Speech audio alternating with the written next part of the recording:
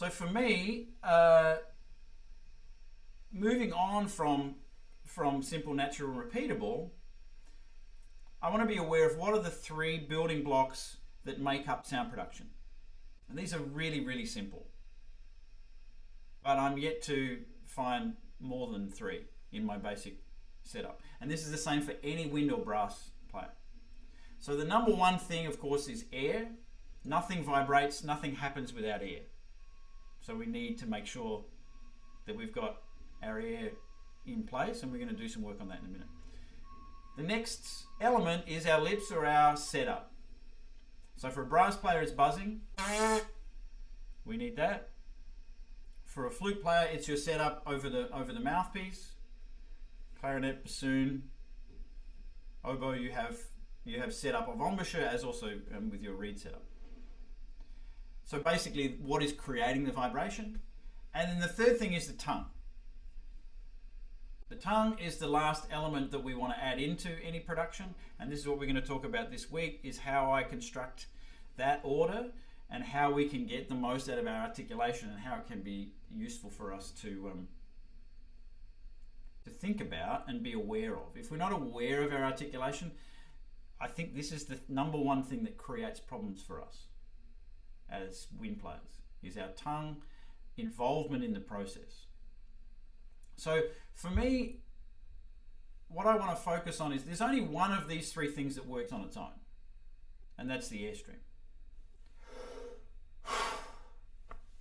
We can all do that.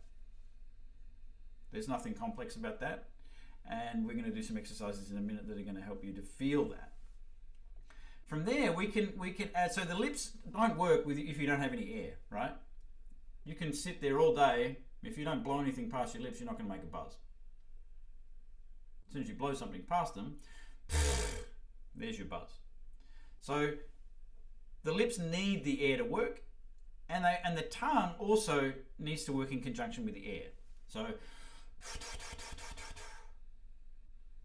and so what I want to do in the construction of my mechanism is I want to see if I can pull apart those 3 things and just work on starting with one thing, the Airstream, and then air and lips and air and tongue. And once I've got 2 of the elements working together, then I can put all 3 together after that. The 2 more, shall we say, advanced levels of our building blocks would then be, once we've established the 3 basic things, is then going to be movement and coordination. So movement being through the range as a brass player, and then coordination of our fingers, and then coordination with your tongue. Or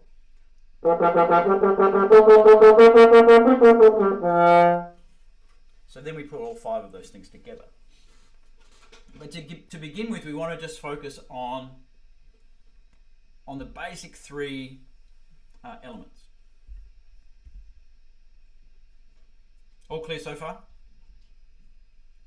So really, really simple. What I want us to do this week, and I know we have a lot of really advanced level people in here, and that's awesome. And the fear for me is like, oh, you're going to think that this is really, really, really simple. And then I realized, well, I actually do this on a daily basis, and this is how I construct my mechanism. So I really wanted to share that with you guys, just to know that it's okay to slow things down. And I say this to my students all the time. We need to slow down in order to speed up in terms of development. So thinking really slow, really simple. Once we've established this base, we take off with our playing. And it's a really important thing, and I want to construct that in my warm-up on a daily basis to make sure I establish that, and then I can expand into more difficult things.